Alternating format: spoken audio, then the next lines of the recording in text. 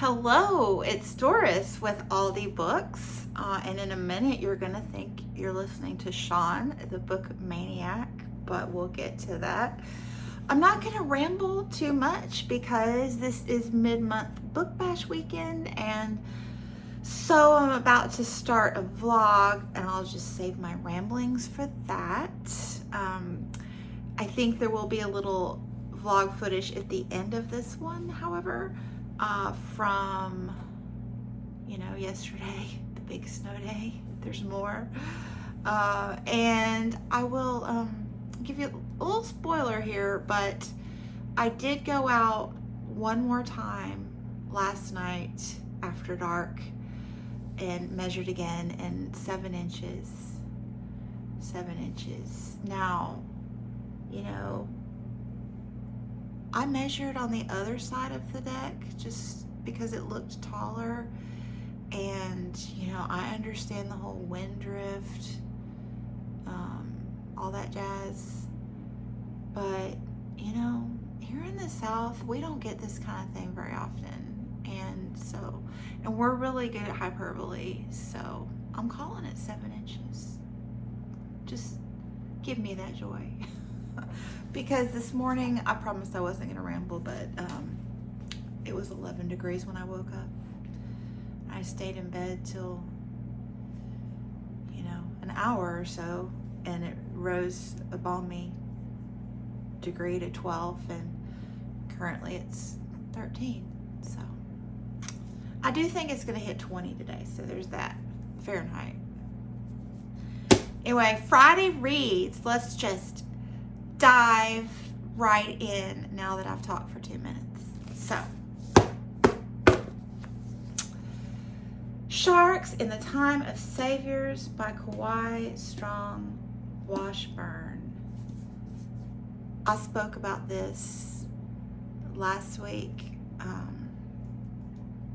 so I won't ramble too long, but the gist is this just wasn't a book for Doris, mainly due to the characters and the negative vibe that I was picking up from the book.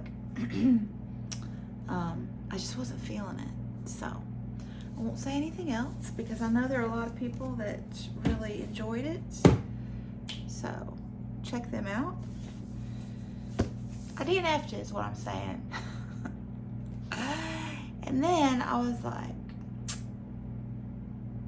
let me just find another book to DNF since, I've got the vibe going. So I picked up Lisa C's Dreams of Joy. This is the sequel to Shanghai Girls, which I read probably a couple of years ago now. And I tend to really enjoy Lisa C, but Shanghai Girls was just a bag of bad things happening to women through, historical events that were going on and poor choices that they were making and bad situations that they were just thrust into. But I just got to the end and it left on a cliffhanger because I had no idea it was a duology. And I was just like, really?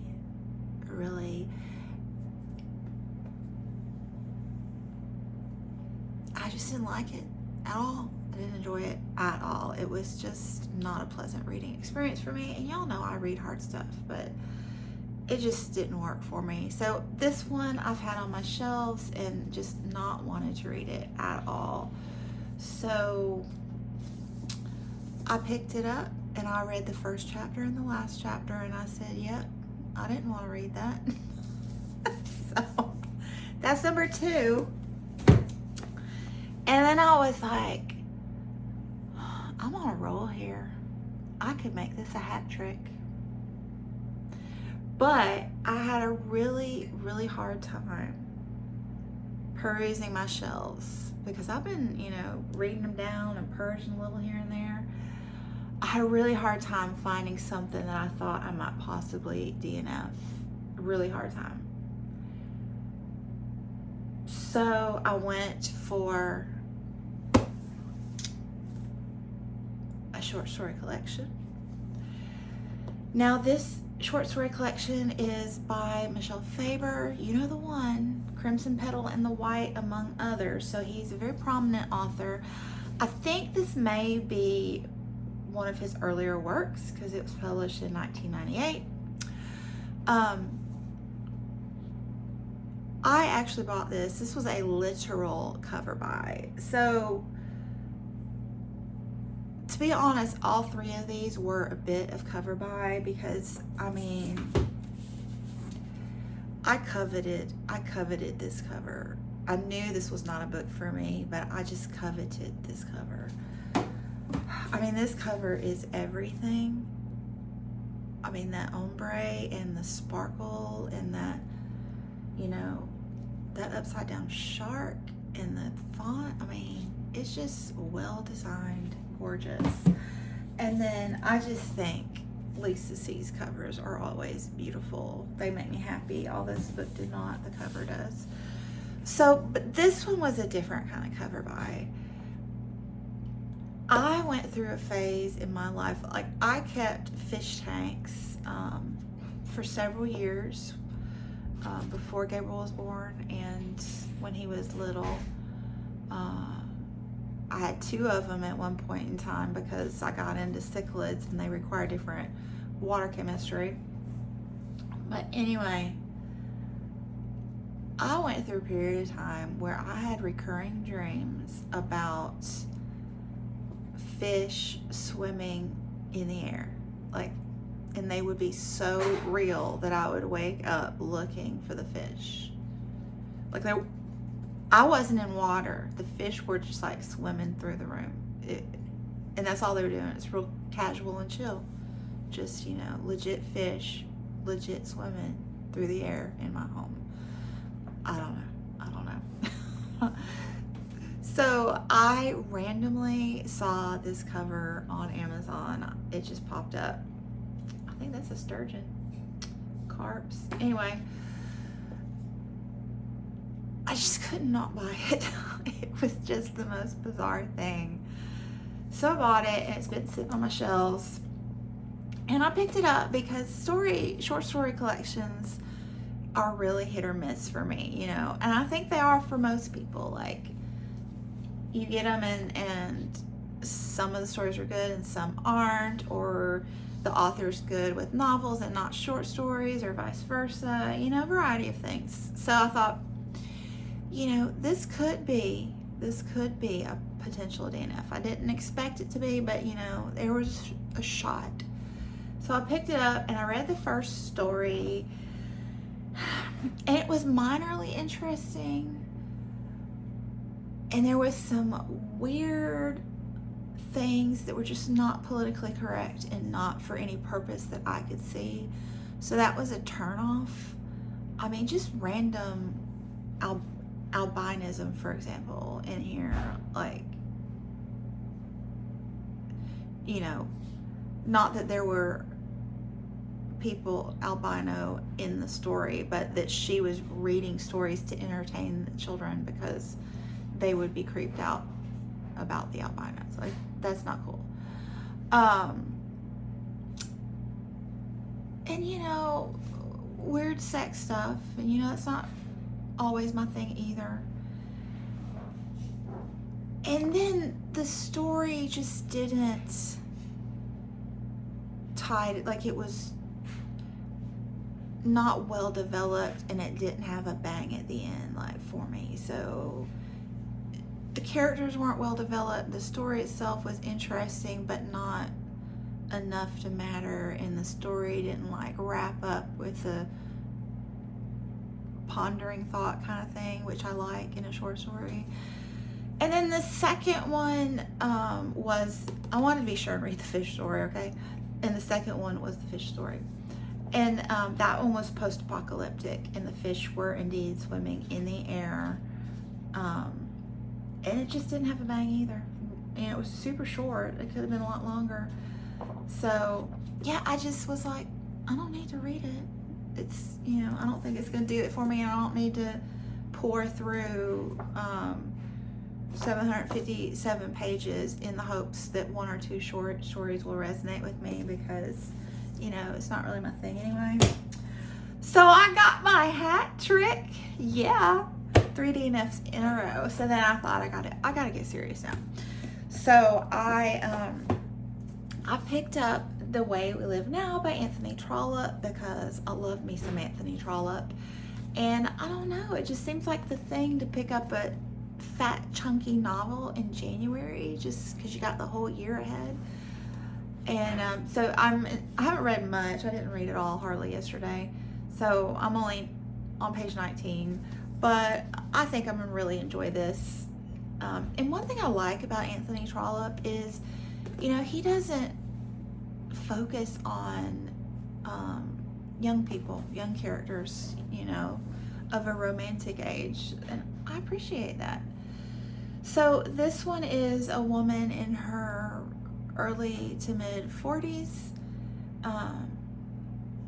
And her husband has passed away. She's got a decent income, but not a lot. And unfortunately, her son is a wastrel, a spoiled, rotten wastrel. She loves him, mind you, but he is a wastrel. So he's wasted his income, which is what wastrels are prone to doing.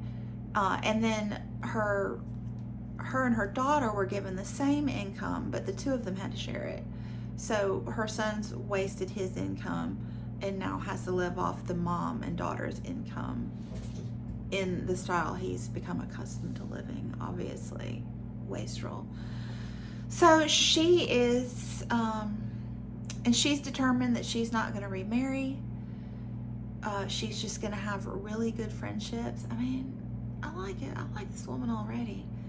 And she's found out that she's into the literary circle scene. So she's made a lot of friendships in the literary circle, and has decided to dabble into writing herself.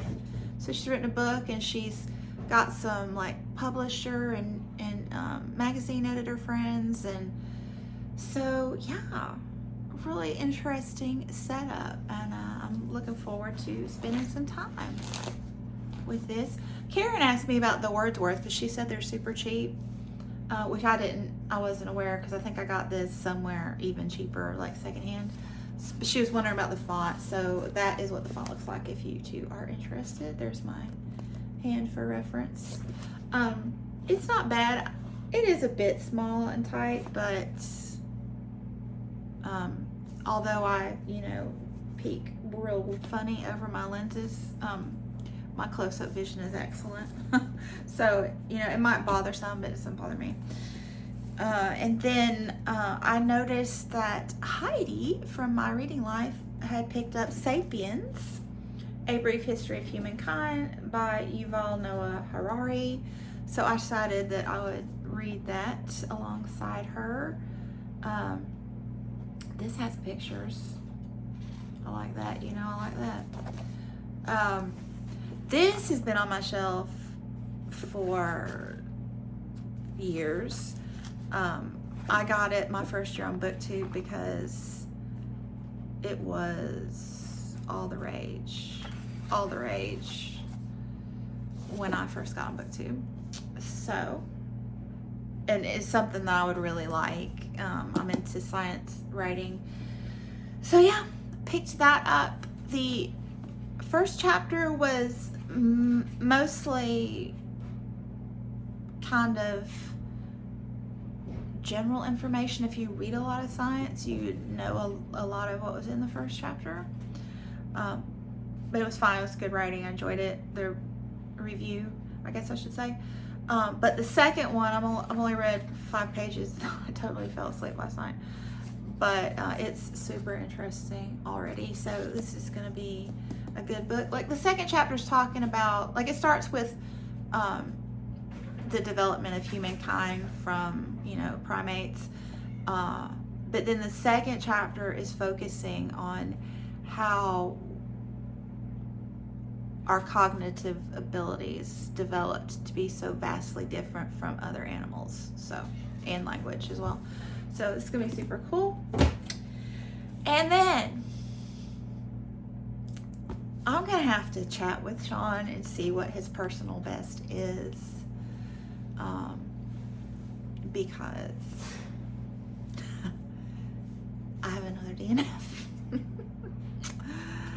4 in 1 week.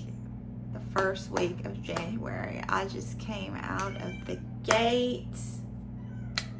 That's Chicky, in case you're wondering. She's very vocal when Gabriel wakes up. He's her guy. So yes, I mentioned this, I think, last week as well. On this day in history, Shit Went Down by James Fell. So,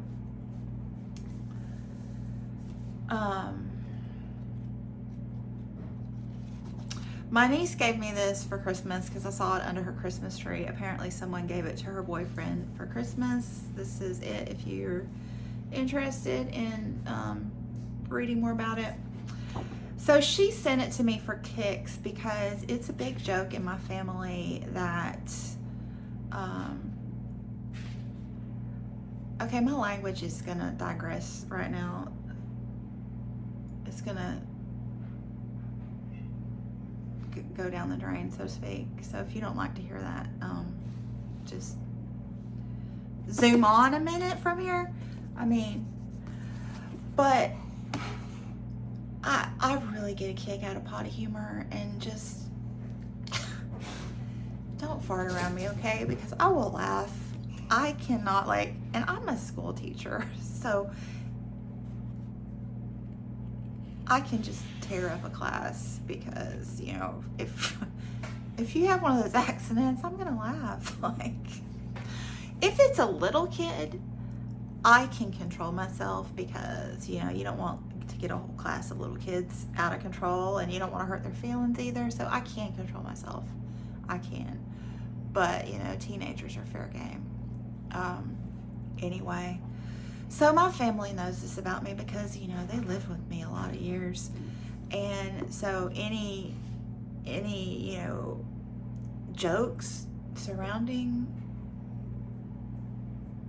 poop, I'm gonna laugh at.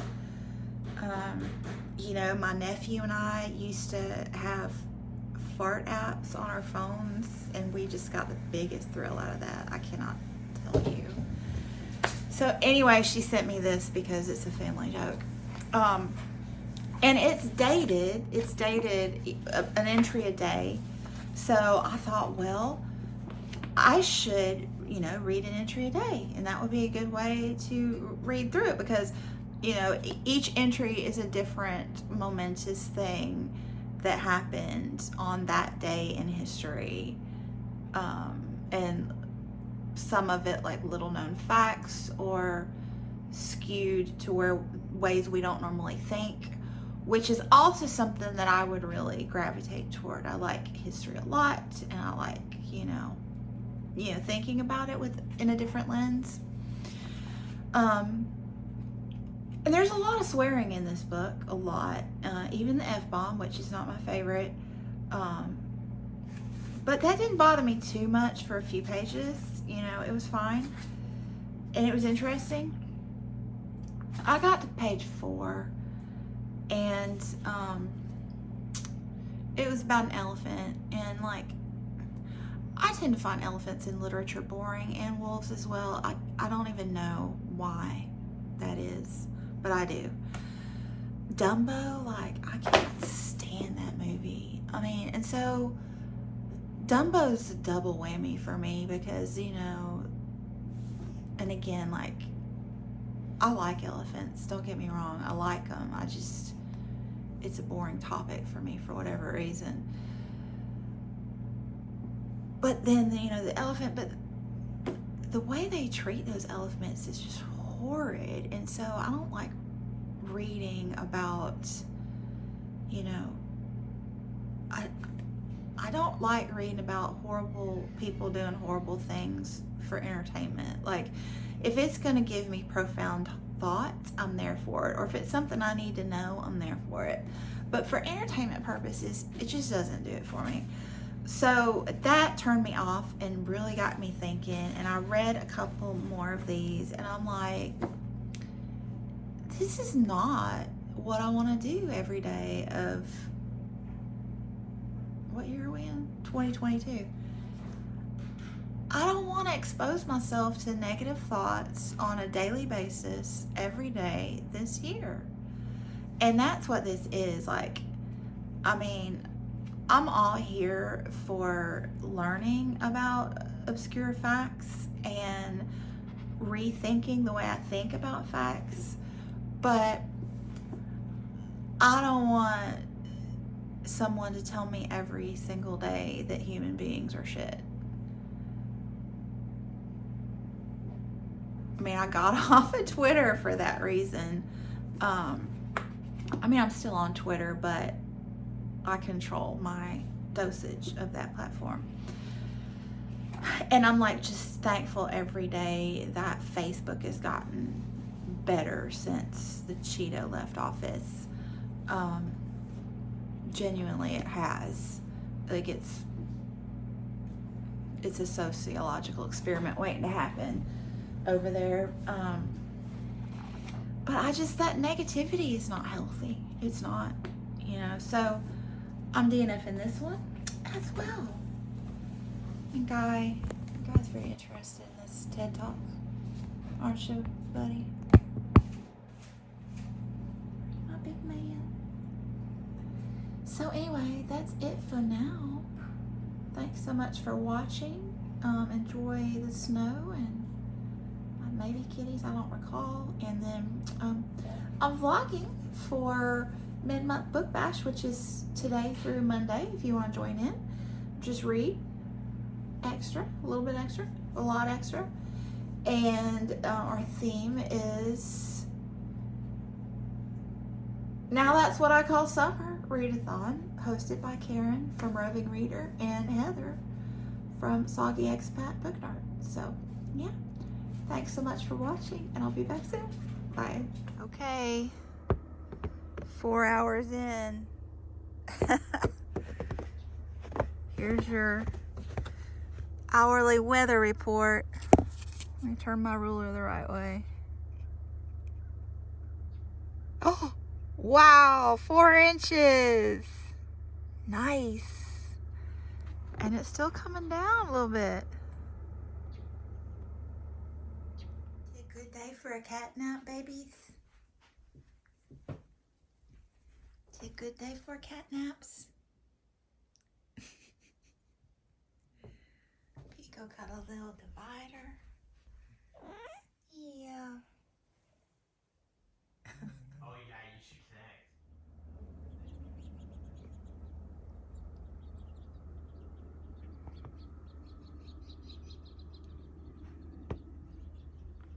Six hours.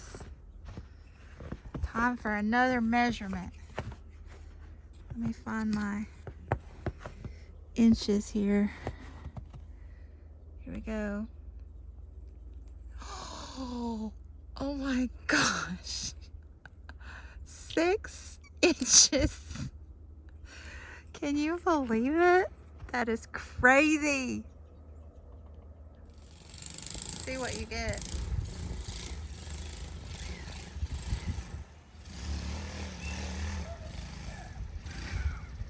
Six and a half. It's the same? Yep. Gabriel's finally outside.